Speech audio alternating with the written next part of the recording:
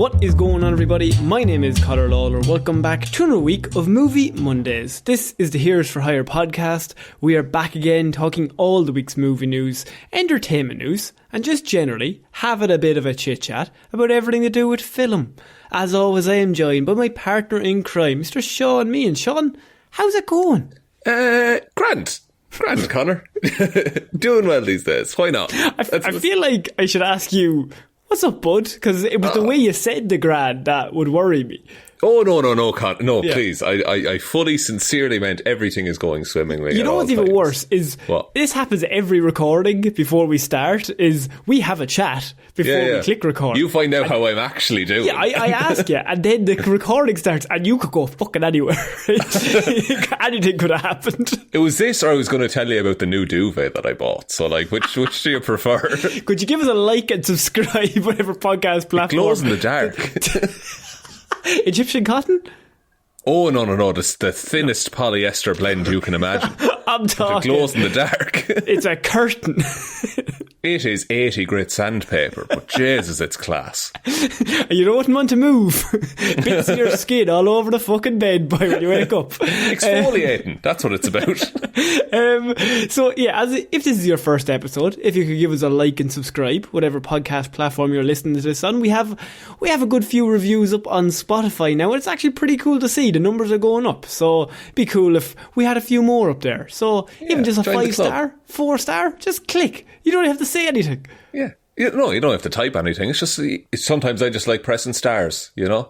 You just see a star, you'd be like, oh, class. Specifically something you have against Shaun, feel free to comment that underneath whatever this is on. What would anyone have against me, Conor? What enemies could I possibly make? They don't like duvets.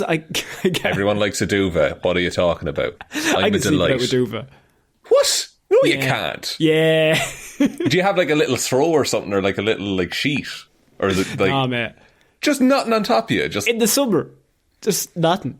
That's lunacy. That's absolute lunacy. You get the summer duvet, Conor. Back when I was younger, I used to be like, I have to have something on me in case the monster comes in. Well, this is true. You can't stick one foot out because then you'll be grabbed, you know. They never grab you with the one leg. No. Look, I've stopped checking under my bed for monsters because it glows in the dark now, so it wards them off. That's the main reason. That makes you easier to see. No, because it's a very intricate pattern, you see. Oh, right, you're thinking of just hypnotising the monster. That's the thing, and then I have a little pet monster that I can have to do my bidding.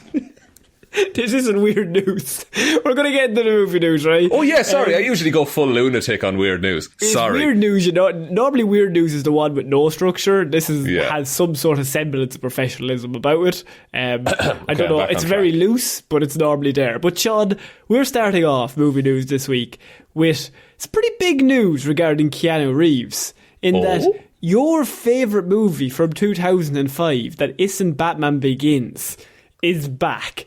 Constantine is getting a sequel. Dude, Constantine is more solid than it has any right to be. You know? For 2005 comic book movies, it has no right to be good.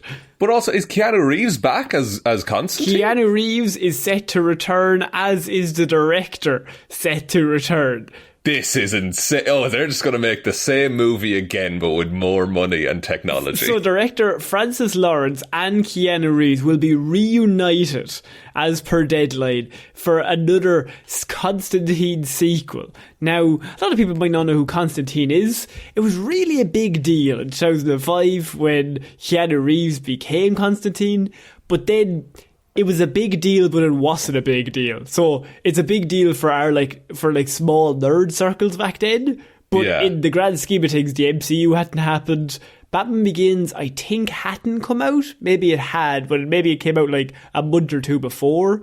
So comic book movies in general were like Spider-Man and X-Men. When did Hellboy come out? Because I remember that being a big win for like the niche. That's a great show. I think Hellboy was maybe 2004 as well. So but weird movies like that didn't really get the mainstream coverage that they would now. And if they did, it was like, oh, it's surprising. It's actually quite good for a comic book Weird. movie. It's the thing with it. Hellboy? Has anyone heard of Hellboy? We should add Hellboy into the hat for the Patreon as well. I would love to watch that. Yeah, it's pretty good. That's a pretty good one. Have we already reviewed Hellboy 1? No, I don't think we did. Maybe I just remember watching Hellboy. I think we just talked about Hellboy that one time. I love mic. Hellboy. Hellboy's great. Hellboy's class. I like also Blade, of course, came out in this time. Like that was like 98, but still pretty good. But yeah, so Constantine. Shaun, what do you know about Constantine? He's a DC character, so I mean we're kind of mixing it up here. But I did a report on him, a Hero Zero on him before. You did. Now it was a while ago, to be fair. But he's a kind of an occult detective kind of thing. Yeah. Hunts down ghosts, monsters, all kinds of demons and such. I'm listening to the audiobook of The Sandman at the minute, and he pops up in that. He's played by Taron Egerton. Spot on. Really, really good. Is he constantly smoking cigarettes and telling people to fuck off? Constantly. Absolutely constantly. That man does not care. He's a very miserable, miserable man. They pronounce it Constantine in the audiobook, which I'm not sure about. But he's out there in terms of a character, you know, magic and demons and mystical, but he's just a man at the end of it. So you're like, oh, this is weirdly relatable. Yeah, he's like a supernatural, like, exorcist and demonologist kind of expert. Basically, he's like one of the lads from Supernatural. Yes, exactly. But they've morphed the two of them into the one. Yeah, and I'd wager he's going to now have more of a John Wick twist to him.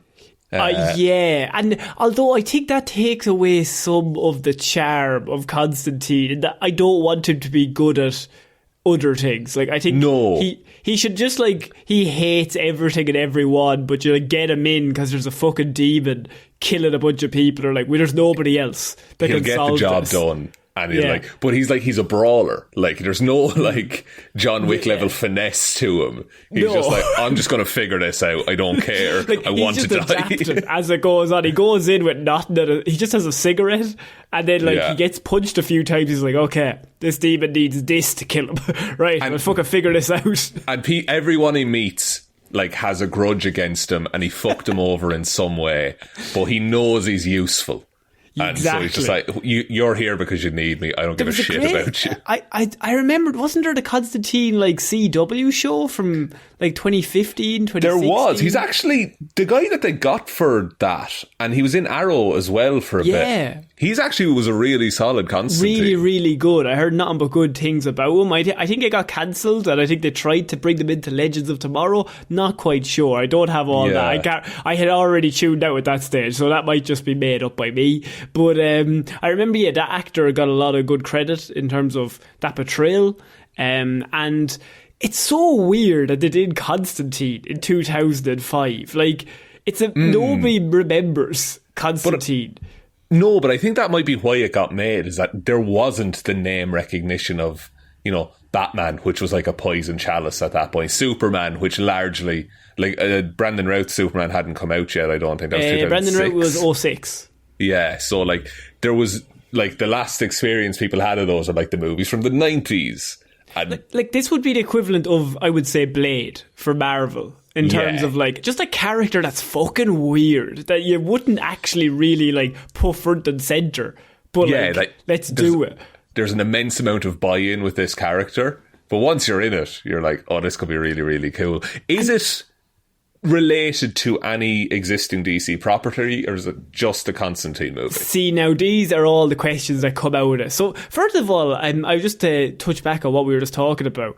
$200 million is what the first one made, which, 5 money. That's a lot of fucking money. That's substantial, yeah. For that's pretty weird. What was the budget for that?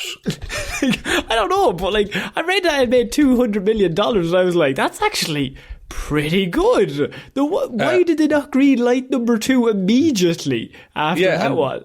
The budget was around 70 million. So, like, it's a lot of profit. It made a decent little profit out of it. And that was before, like, John Wick and everything. Like, Keanu Reeves, if they could get him back in again, I mean, it's mad. If that did it now in terms of that much profit, probably you'd have to scale up in terms of inflation and shit. But a sequel is greenlit before the first one is out of cinemas. Like, if it makes it that much back. Oh, yeah, like, it's announced, like, opening weekend, there'd be like, oh, yeah, Constantine 2's coming out. So yeah, in terms of how it relates to everything else, nobody knows, Sean, because Cool. I don't know if you've been keeping up with what's going on with DC, but nobody knows. Here's the thing, I can't keep up because it changes every goddamn hour and a half. They don't know, so we don't know. And I mean, they're being bought, they're being sold. There's a whole bunch of shit going on behind the scenes. They've let 100 people off their jobs. They've gotten rid of like thousands of fucking shows. They've now decided to start leasing out shows that they own, like off HBO Max to other places.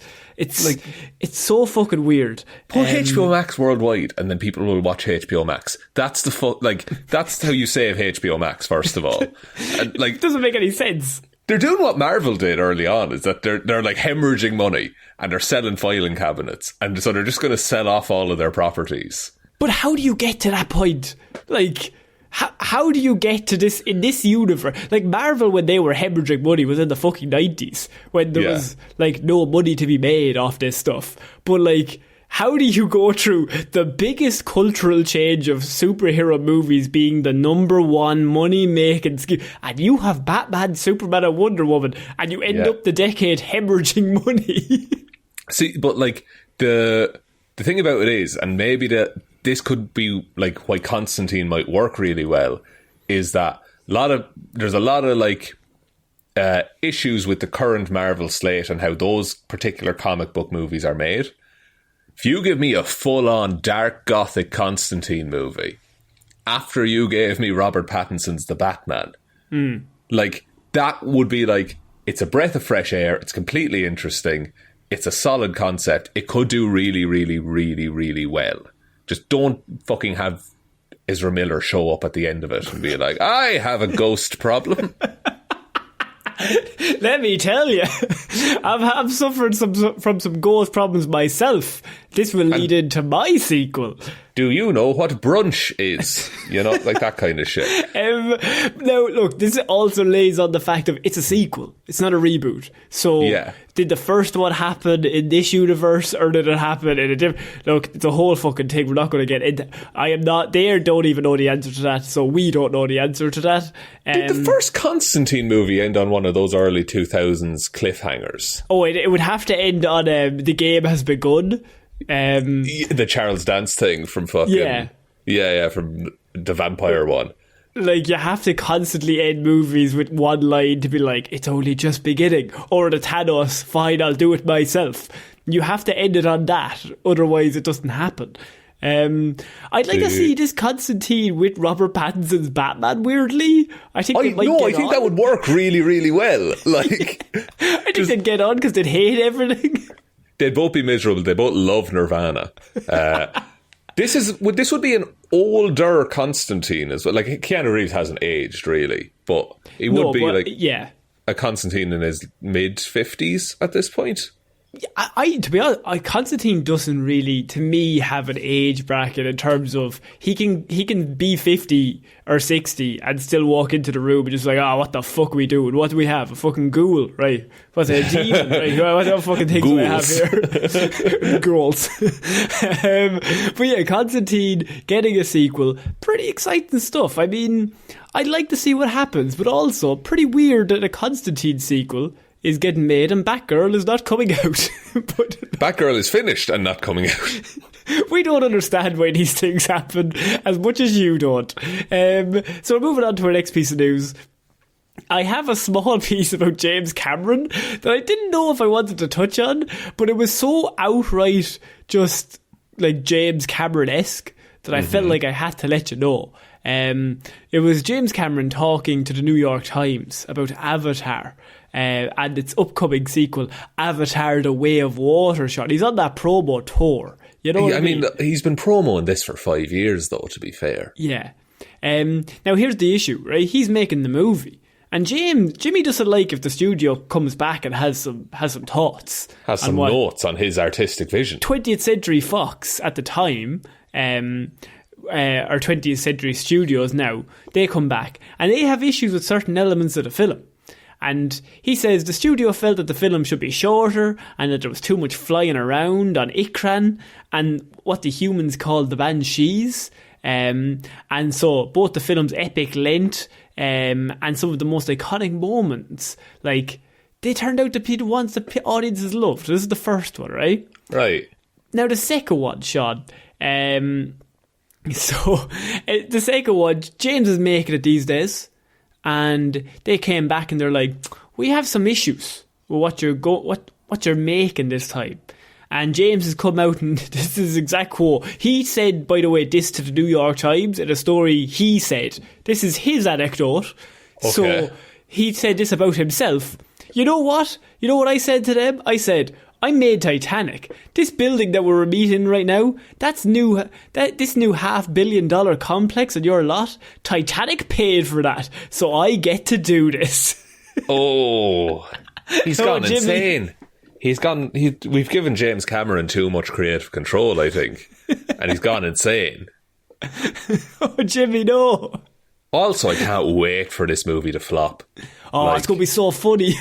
I think I would give a year off my life for this movie to make no money. To Zero. lose money. No, like an offensively small amount, like $40,000. Yeah, but it's enough. Like,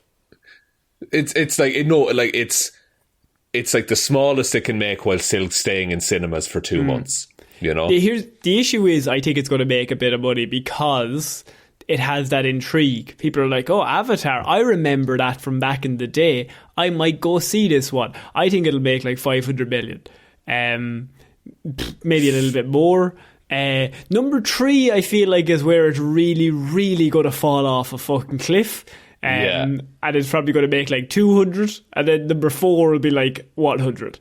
It could happen that the second one doesn't do nearly as well as James Cameron thinks it will, and then 3, 4 and 5 are just condensed into one movie. He'll just be sick of it. I had 5 movies planned. Done. No, I'm not doing that anymore. Fuck this. Get the lads who did Game of Thrones in, and they'll like summarise it really well. What if they all just go mad for no reason? Well, how long do we have? 4 minutes. Well, we fucking make it work. Let's do 3 in a post-credit scene. Now, high fives everywhere, all around, boys. I just want to tell you that story about James Cameron. It made me laugh. Then we got to go on to our big news, Sean. This is massive. Okay, this leads me to believe it's not actually massive news, listeners. He's doing a bit. It's Sony, right? And it's their next big thing. This is a movie that... Go on. Is it Kraven the Hunter? It's not Kraven the Hunter. No, it's nothing to do with superheroes. It's even better. Sony's Gran Turismo movie has gotten its first 2 cast members, Sean. Why are we talking about this? This is not... No one gives a shit about this, Connor. See, now, that's a negative Nelly kind of mindset that's not going to get you very far, Sean. Because this is what I would say to you. The 2 names that they have already cast in the Gran Turismo movie. Remember, Gran Turismo is a video game that you race around on a track, ultimately having no storyline. So ultimately, it's about collecting cars and driving quick. I'll tell you the storyline of Gran Turismo. You start the game. You pick a car. You pick a circuit. You drive around the circuit, you come first, you win. Man, what a world. I give it 10 films. David Harbour has joined Sony's Gran Turismo as the lead, followed closely by Orlando Bloom. That's even weirder. These are even weirder fucking choices for this movie. This is why I brought it up.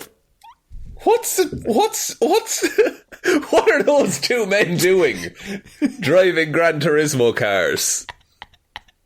So here's the thing. Dungeons and Dragons. This is what I would say to you, Sean. We heard about that movie. We were like, this is a weird announcement. World of Warcraft just bombed like fucking shit. Why did they announce this movie? Let's see what happened. And then they announced Chris Pine. Then they announced Hugh Grant. And we were like, hang on. This movie might be good.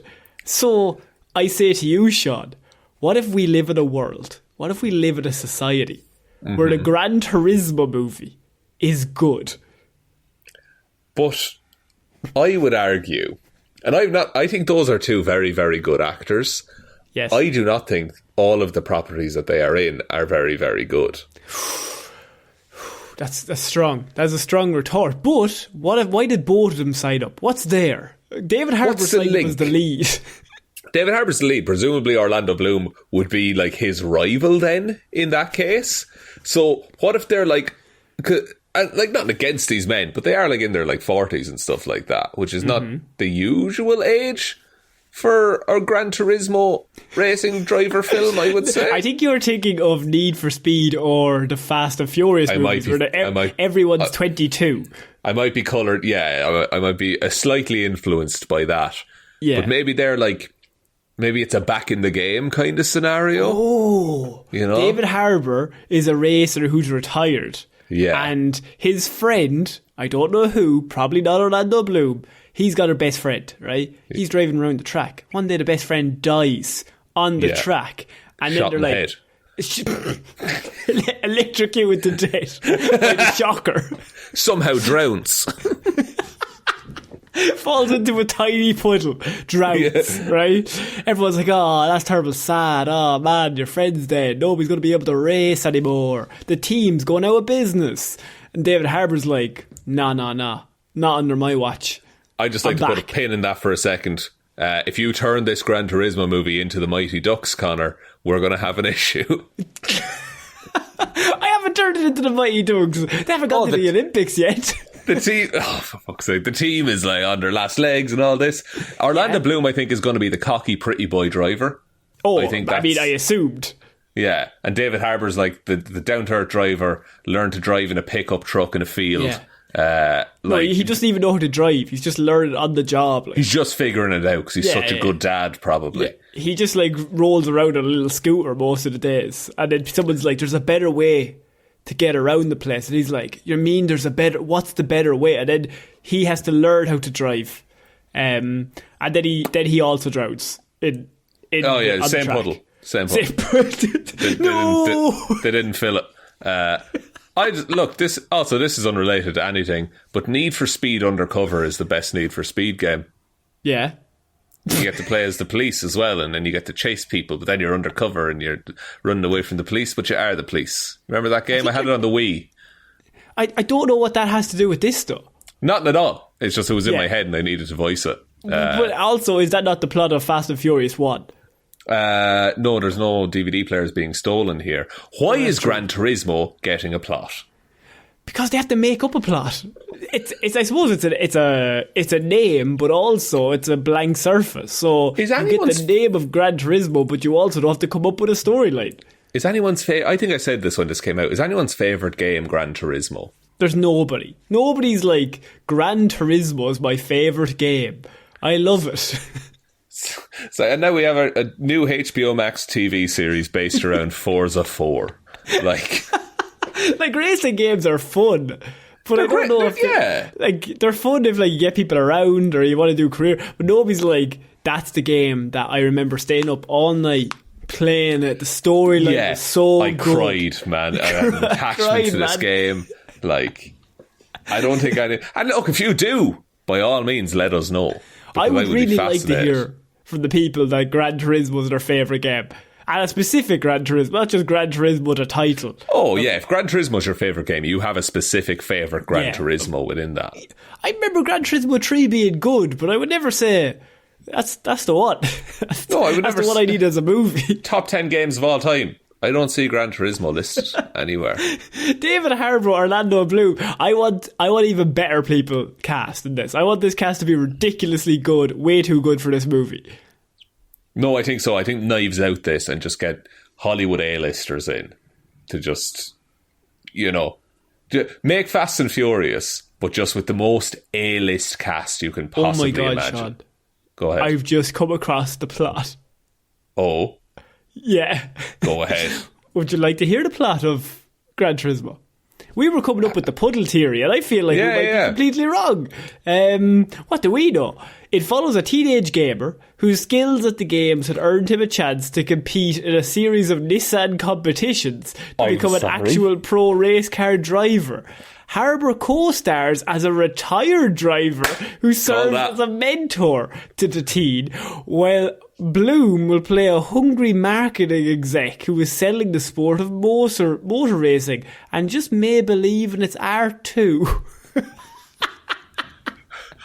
No. This movie's from the 90s. I think Mighty Ducks might be a better idea. I think it genuinely might be. So the kid's really good at presumably Gran Turismo, the game. And so they're like... Who's directed it? Who? Neil Blomkamp, director of District 9 and Elysium. Chappie, what the fuck? What is this movie? How much is Neil being paid for that? Oh, so much money. That's disgusting. Also, is this just a big ad for Nissan as well? Yeah, it's a big ad for Nissan and Gran Turismo, I can only assume, yeah. Sony and Nissan might be like, there might be some ownership thing there. But that's a terrible plot. How old is the kid? I hope he's 33. I hope he's like 12 and they just put him in like this Gran Turismo circuit. That is a very 2000s movie where like the kid becomes a professional athlete and then has to compete. Isn't the basketball one? You're thinking of Air Bud, I think. Am I thinking of Air Bud? A dog No, there's also one. The one with the guy with the magic shoes. There's a shoes or shorts. No. There's a basketball one. That's Space Jam. No. It's in the early 2000s. The guy has magic shoes and they make him play like Michael Jordan. Magic shoes, basketball. I mean, look, first of all, that is a plot point in Space Jam. I do just want that noted. You're thinking of Like Mike. Yes! Like Mike. 2002's Like Mike starring Lil Bow Wow. Yeah, Little Bow Wow. He learned to play and he became great. And then he learned he didn't need the shoes to be great. A 13-year-old orphan becomes an NBA superstar after trying on a pair of sneakers with the faded initials MJ inside of them. And he's like 4 foot tall, playing in the NBA. And he's on the poster and he's like shrugging and he's surrounded by a load of basketball players, but he's real like, short. He's Little Bow Wow. He's not Big Bow Wow. I mean, it's in the name, Sean. He's not called Big Bow Wow. Sean, I gotta move on, right? No more Little Bow Wow talk. That's the first time I've ever said that on the show, but there's no more Little Bow Wow talk under my roof. I will walk, Connor, let me tell you. It's Bow Wow or nothing for me. Because, Sean, pretty good news. We're not only getting a Constantine sequel, we're also getting a bit of a reboot. With a franchise from the 80s that everyone loves and actually recently was also rebooted for a Netflix show, Karate Kid. The Karate Kid franchise is returning to theatres with a brand new film. Oh, will this carry on from the plot of Cobra Kai? Hang on, we will figure this out. So, from per Variety, the Karate Kid universe is expanding beyond... No. I'm not allowing this one. Fuck it. Why? So, no, stop using universe as a marketing term. It actively has, like, it doesn't sell me on a movie now to hear that. It also doesn't say if it's a carry-on from Series 3 of Cobra Kai or if it's a carry-on from any other of the installments of Karate Kid, which, I mean, there's been a few. I mean... Do you do the whole story again, maybe? But they already did that like 2010 with Jaden Smith. They did, yeah. That was fine as a film. And Jackie Chan and Jaden Smith. Jackie Chan in it. Yeah, so I like, unless just every like decade or so we just do another Karate Kid with whatever child actor is doing the best at that time. Who's the Jaden Smith that you could get? See, in my head, like all the Stranger Things kids are still like 12. I was literally thinking Finn Wolfhard. Yeah. Finn Wolfhard. Like, Finn's the man. He's too old now. He's too old to do it. Man's grown. He's a grown man at this point. You got I don't know if there's any child actors anymore. I think there's just like very. There definitely is child. Just because you haven't seen them, they don't exist. The kid from Jojo Rabbit. Oh, yes! Put him in the Karate Kid. No, the friend from Jojo Rabbit. Yeah, give me him. Child actors 2022. Hang on. You're going to get put on a list. I know I will. Does anyone else hear the FBI coming to Sean's house? Phil Dunster. Who the fuck is Phil Dunster? His name, that's not a great name. You're not going to get far with Phil Dunster. That man is 26. No, he's a grown man. He was born in 1992. Why did he come up? He's in every movie putting his shoes on his kneecaps. He's in Ted Lasso. He plays a Premier League footballer. Yeah, he's a kid. He's an up-and-comer. I don't know. He's 6'2". He turned 30 this year, but he's an up-and-comer, Sean. Any day now, he's going to get his big break. I mean, look, I hate that this is a thing, though, as well. That the Karate Kid universe is expanded. Go ahead. 3 men and a baby. Dunster plays the baby. Dunster. Do you know what Phil Dunster looks like? Yeah, the baby. Baby and 3 men and a baby. No, he would be the brash younger one who's not ready for responsibility. He wouldn't be the baby. But he's an upcoming actor. He's a child actor, Sean. I already googled it. It's set. He's on a very successful Apple TV show. I've already paid him $50 million to be in this movie. I know. Why have you? I hate this. I love the studio execs just typing in child. I've got Dunster. Locked in. Lads, Dunster's locked in. Dunster is checked in, to use that orangutan movie. Younger cast of Stranger Things. Dunster's going to be joining in. He said he's going to play them.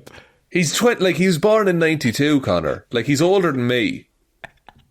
Yeah, but he can play young. We're always saying actors can play old, but we can play young. He can maybe play 24 or something. Yeah, but enough makeup, we can make him 7. No, because he's grown. He's a grown man, Connor. Bit of CGI. We spend millions on CGI making that man young. Sure, they made Steve Rogers and Captain America. I fucking knew you were going to say it. Right? But they made a man look like a slightly smaller man in that. Yeah, so exactly that's what we do. We make child actor Dunster look even smaller. And so then, of course, he'd be like, I'd say we could make him even 4 months old. If we're fucking able to do this, can we not just get Ralph Macchio in and have him be the Karate Kid again? Fuck it, you know what? You're right. Dunster, you're out. I have to make a call. Ralph, you're back in. Ralph V. Dunster. Here we go. I mean, I think... Do you go off the nostalgia of Cobra Kai and then just like play in that world more, or do you just do a brand new thing? See, it's odd because I genuinely think like Cobra Kai has a fan base and people like that show. So I think you're doing them a disservice if you just be like, and here's a completely different Karate Kid property. But also, from a studio exec perspective, they're going to want people to not feel like they have to watch 3 seasons of Cobra Kai in order to see this movie and enjoy it. Oh, yeah. So I think it's probably going to be along the lines of, you know, a separate story or a reboot or something like that. Yeah, I think... At the same time, though, nostalgia's pretty good. I would play the hot hand. I would go off that world and just fucking let's do it. I would just act like... They might do something weird. They'll do half and half, where they like do the movie, but they pretend Cobra Kai doesn't exist, but it'll be in the universe that everyone likes. So it's like, we're kind of playing it off that, but if you just forget... Cobra Kai will exist as a show in this universe. No, as in like, they'll have Ralph back and they'll do the movie, but they'll be like, we don't want people who have to see season 1 to 3 of Cobra Kai, so let's not talk about anything that happens in season 1 to 3 of that. Right, how like an anime or a cartoon will do like a movie, but then they'll never address it in the events of the series. That's what I'm thinking. I think they'll do half and half, which will make everybody sad. They should do more of a Rugrats in Paris, where the events of the film then, you know, have effects and ramifications. And Chucky's missing his mother. Chucky's missing his mother. He has a new stepsister now. Yeah. His father, Charles, gets married. I have a casting idea for Chucky. I want everyone to know he put his hand up in the air when he said that. Continue, Connor. He's born in 1992. He's the biggest actor coming out of Hollywood these days. Okay, next story, please, before I go through you. Dunster. No, you don't even know who Phil Dunster is. He's my favourite actor. He's not. He's my favourite child actor. Name one thing he's in. Sure, Ted Lasso. He plays Premier League striker. Oh, well, my upcoming movie. No, he's not. Fucking Dunster.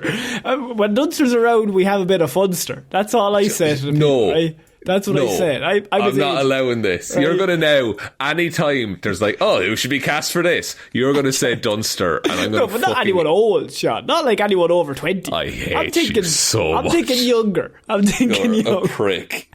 I'm only going off what Google told us. Okay, so... I'm giving you nothing on the next story. We're moving on to our next piece of news, Sean, and it involves DC, and it involves Joker 2. It involves the rumour that it claims that the DC sequel, Joker 2 of course, will be told from the perspective of Harley Quinn and not the Joker. And that's why it's a musical, is it? Yes. Because she's a little bit mental. Okay. I don't hate that as a thing.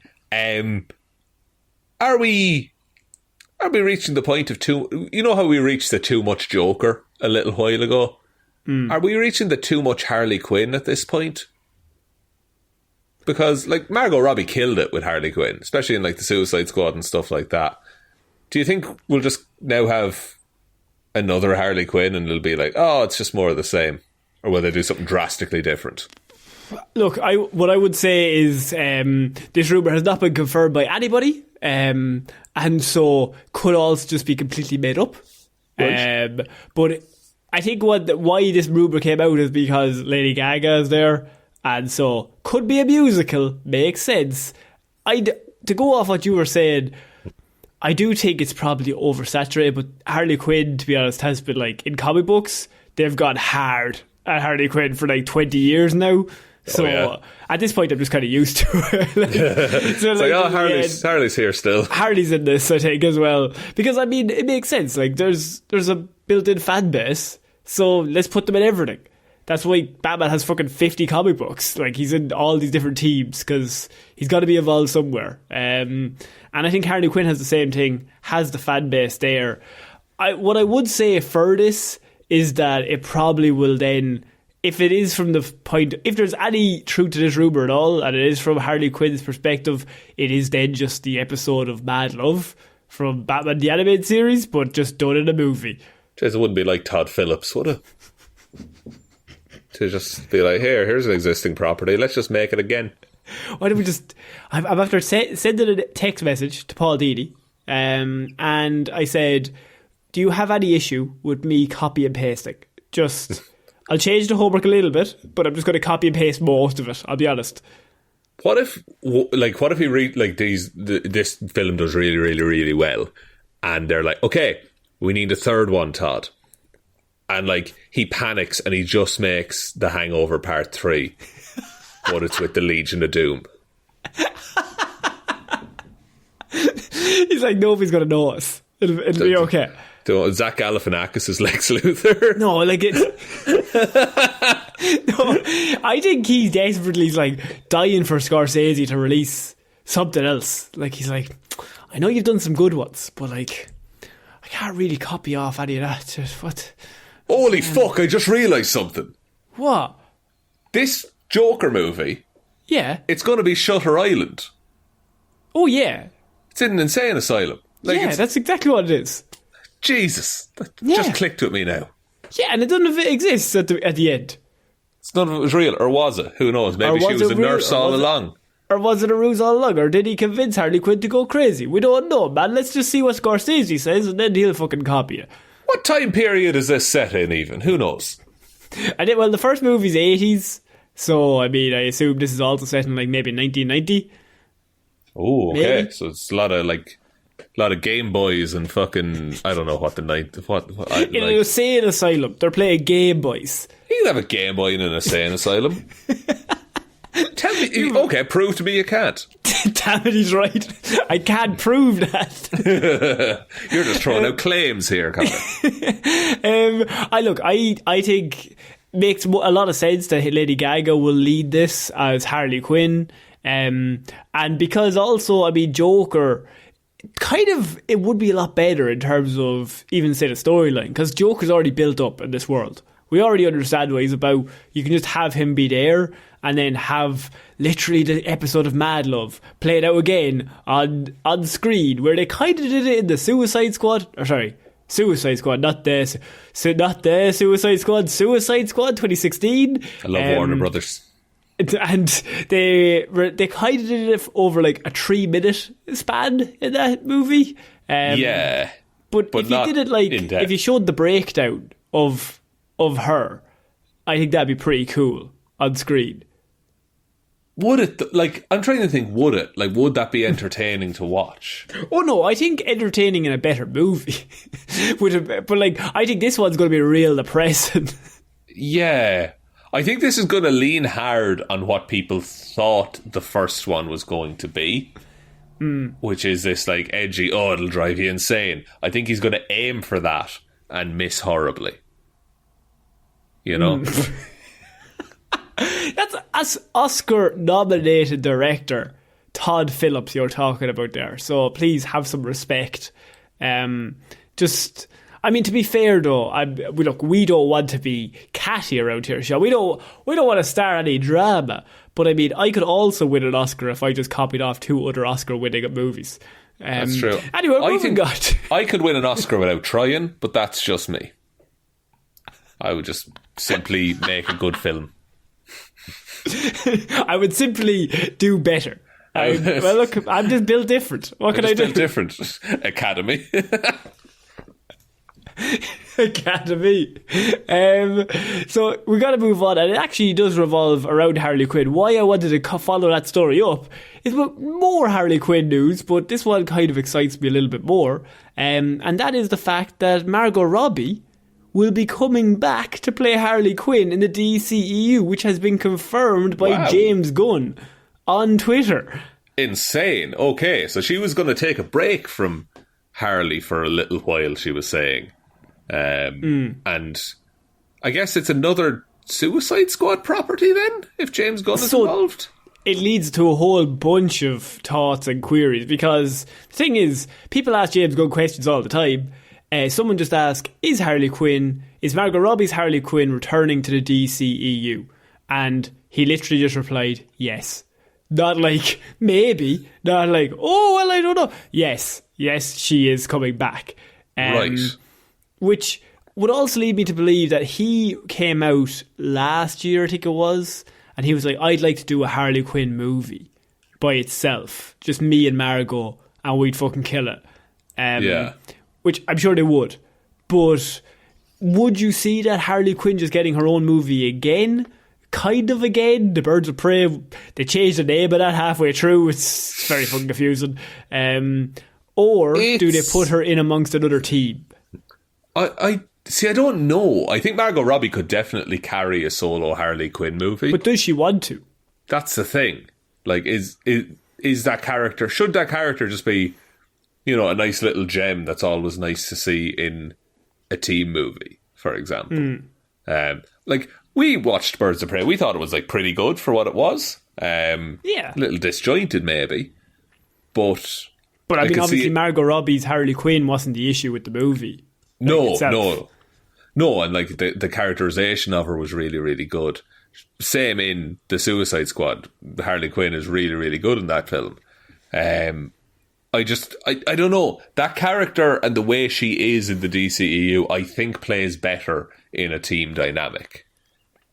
I don't know if watching her on her own for 2 hours would have the same effect. No, and I think where Birds of Prey, that's what they tried to do in terms of you let her lead 60%, and then we also have people for her to bounce off of. Yeah. Just to kind of make it a lot easier. I do think Harley Quinn is a character. I think she could lead her own movie, but at the same time, I think it is one of those where it's kind of, I don't know, it'd be very, very hard to not have it get boring, or not be running, but the joke to run out that she's crazy and we're with her. And she's also really entertaining and really charismatic, but can you keep it up for 2 hours? Well, that's the thing. A lot of her Suicide Squad stuff, she's on her own, and she's having her own little adventure and meeting with the president of the island and stuff like that. And that's all really, really solid. Now when she comes back to the team, she's a breath of fresh air to the dynamic that we've had for the rest of the film. If that makes sense. and but also it's kind of nice to sometimes get a break.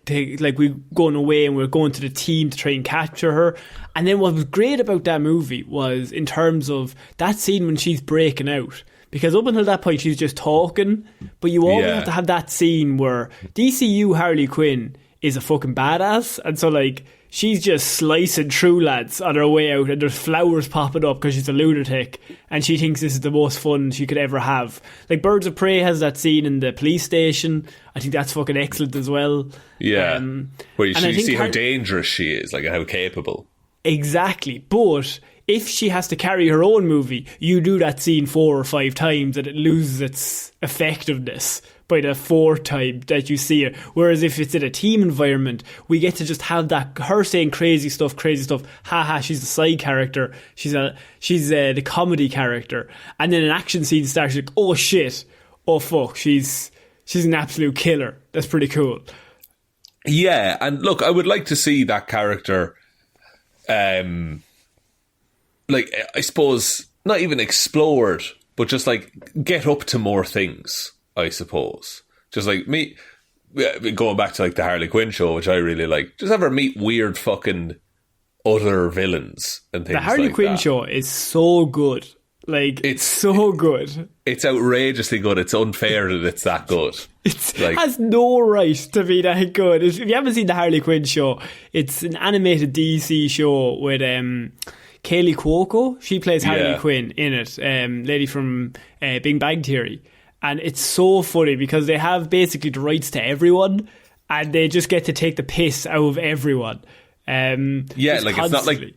It's not like the Arrowverse where they're like, oh, this Bruce Wayne guy. No, like Bruce Wayne shows up and is Batman. Like it's the full DC universe that they can use and do whatever they want to it, and they James do Gordon whatever they want. And he's so depressed. James Gordon is like just a cop on the fucking edge. Like, this man is broken. It's my favourite depiction of Gordon. He's just a miserable human. They introduced Kite Man, and so Kite Man is Poison Ivy's boyfriend, and he's obviously they make Kite Man so cool in this. Like, he's not even cool, but he's just really funny and like a fan favourite. Like, also, Alan Tudyk as Clayface is outstanding.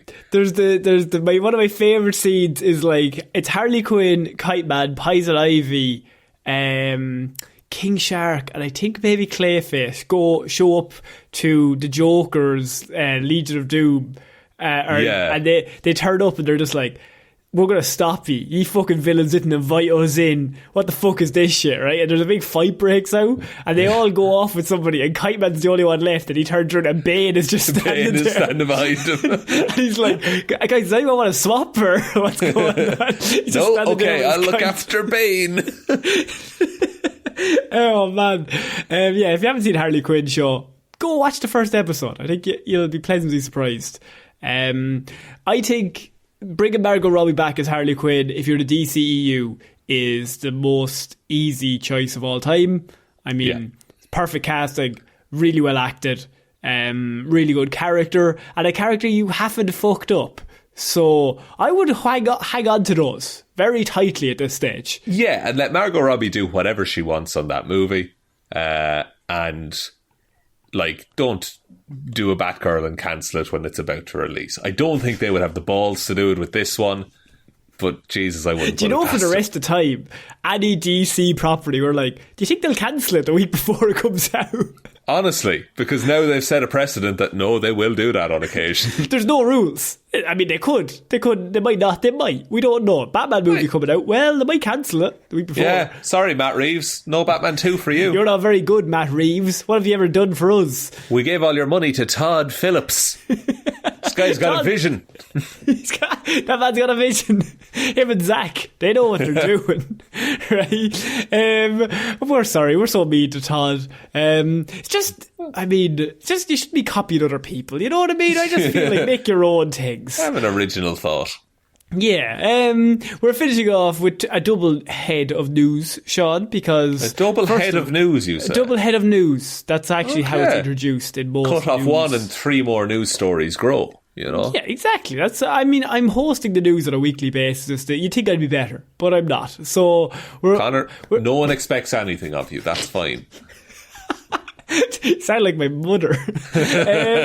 So the Kang Dynasty, the Avengers Kang Dynasty movie, Sean, has got its next writer, and it will be the Ant-Man 3 writer, Ant-Man and the Wasp Quantumania.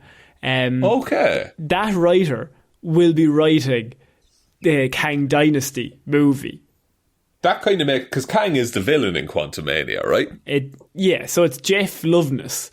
And so Jeff is down. He's writing, obviously, Ant-Man and it says Ant-Man and Wasp, but it's Ant-Man and the Wasp. Ant-Man and the Wasp : Quantumania, I believe. Exactly. I was going to say the Wasp is just called Wasp. It's the Wasp.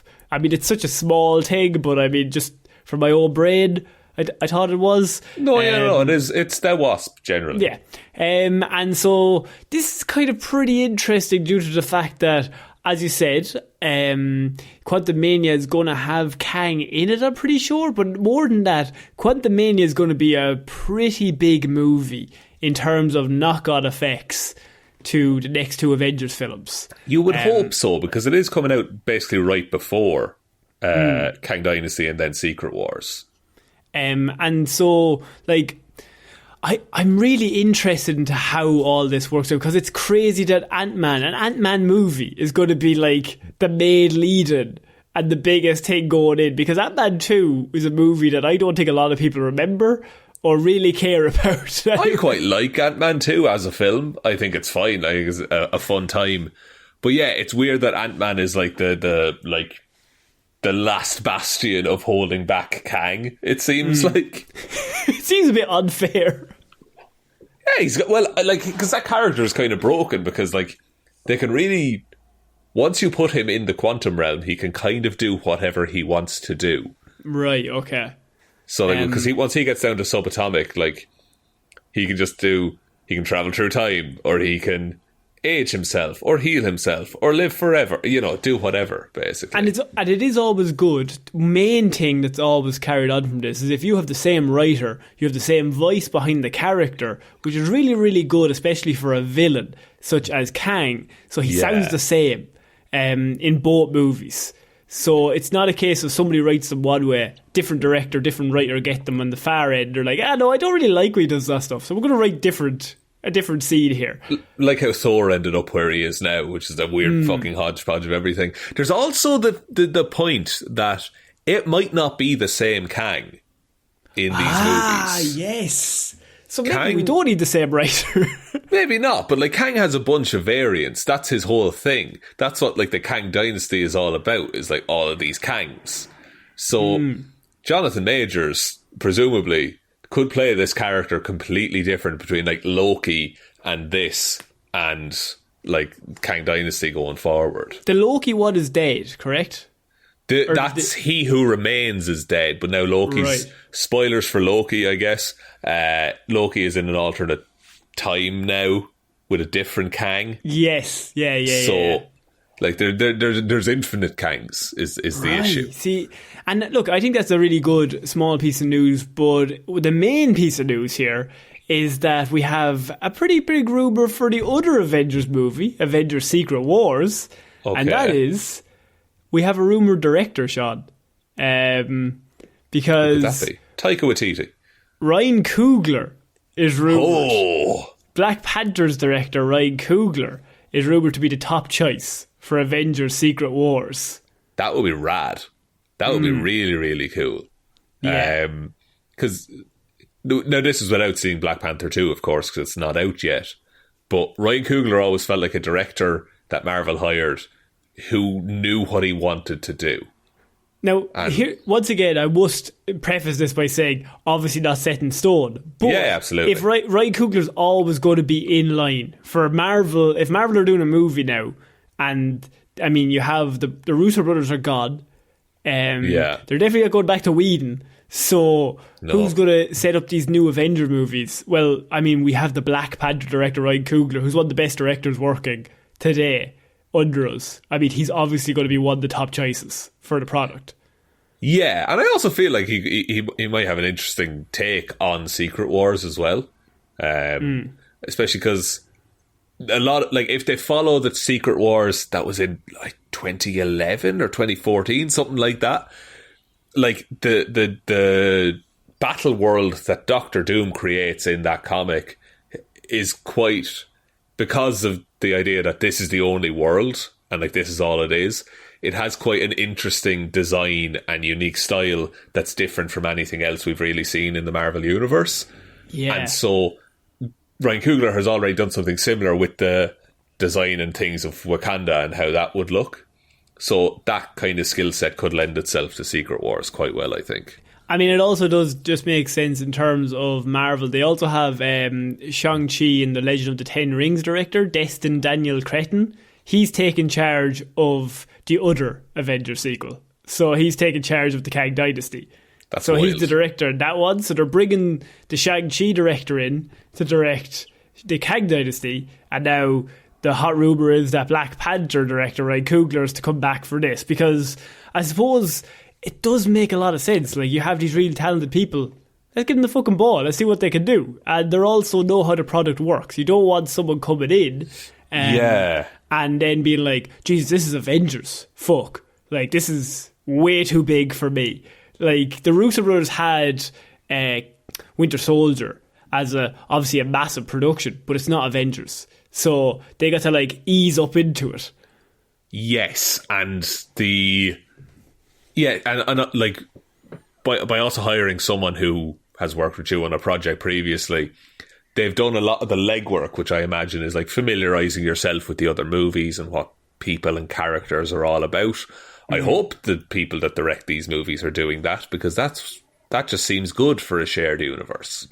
And in terms of Ryan Coogler then, does Black Panther or that Wakanda have a pretty big part in Secret Wars? Black Panther does, and Wakanda does as well. I don't know, is it something I want to spoil? I actually don't want to spoil it because it's quite a hype, cool moment. Okay. So I'm going to leave it there. Black Panther is there. Black Panther is quite central to the story. I've said before, like, there's a few life rafts that get away from like the main Marvel universe. Black Panther is on one of those. Right. And so I assume this is probably Shuri as Black Panther. Most likely based on the fucking Lego sets that are being released. So I mean, that will be the new Black Panther. So yeah, that's pretty cool. And I think, like I just said, if he's creating worlds, like, this is a pretty big fucked up place to try and introduce in one go. Like, Secret Wars is crazy. To introduce all that in one movie, you'd need someone like incredibly talented and incredibly down to the finest detail. Like, I think there's very, very few people that Marvel would trust with this movie and the Kang Dynasty, just due to the fact that the level of detail needed. Like, the Russo brothers, they fucking fell on gold, and they're like, these guys will kill themselves, but they're like the best. They're the best in the business at this specific thing. At this task of pulling together all of these like disparate parts and putting them into a film that makes sense, they were the guys. Yeah. So, and I think that like like Kang Dynasty and Secret Wars, I think they need to do well. Yes, is the thing. Especially like, because like, and look, we're the most like Marvel shills that there have ever been. But like the last few Marvel properties that have come out, last half dozen things that have come out, haven't been great. You're still watching She-Hulk on a weekly basis? I am, yeah. And I'm having a time with it. It's I hadn't seen it because when I came back from holidays, like, I think the first 2 episodes had already aired, and I said, Sean, should I start watching it? And you went, it's sorry. It's grand. You said, I watched it. That was your response. I watched it on a Thursday. It's not unenjoyable. It's just like, it's kind of flat. You know, is it Arrow season 2 level? It's like Flash season 3. Oh, you're not. That's not a pitch. I'm not selling it. I know I'm not selling it. But yeah, look, I think Coogler, I would love it if Coogler came in. Coogler is such a talented human being. let's get him in. Let's get him to direct this movie. I think he's perfect for it. Hasn't been confirmed, obviously, but I mean, if they're looking for anyone and he's sitting there and he's like, I might be interested, bring a truckload of money to his house and just like, yeah, do this. Absolutely. I think that's it for this week's Movie Monday, Sean. What a week. Would you like me to take us out, Connor? Yeah, sure, why not? Thank you, everyone, for listening to this episode of Movie Mondays. We'll be back on Wednesday with Weird News Wednesday, Friday with Hero or Zero, and next Monday with another episode of Movie Mondays. Big thank you to everyone who supports us over on Patreon. That's patreon.com/Heroes for Hire podcast. Link to that is in the description. And shout outs go to Róisín Chunky Lobes Palmer, Joe Burney, Ryan Technically Fine Evanson, Waffles loves you and hopes you have a good day, David Clarke, Shaun Chuck in the wash and it'll be grand Jamieson, Dominic, Anna Hjelmroos, Lil Dicky, Funny Observation McGrew, Danny McLaughlin, The Fabulous Frogman, Sam, Michelle Browne, Michaela Doughty, Zachman41 and Buster. Thanks everyone for the support. We hope you enjoy the content that is put over on the Patreon. As always, do keep sending in suggestions for any movies and things you'd like us to review on the show. Those always come out every month. There's a whole backlog there if you want to check it out. Other ways to support the show, heroesforhire.ie/shop is our merch store. Twitter is @heroesforhirepod, the 4 is the number 4. Facebook is Detective Divilment's discussion group. Instagram is Heroes for Hire podcast. And the best way to ever help out the show is to tell one human being that we exist. Just a one, please. I think that's about it, Connor. I think so. So I've been Connor Lawler. I've been Sean Bean. We'll see you all next week. Bye.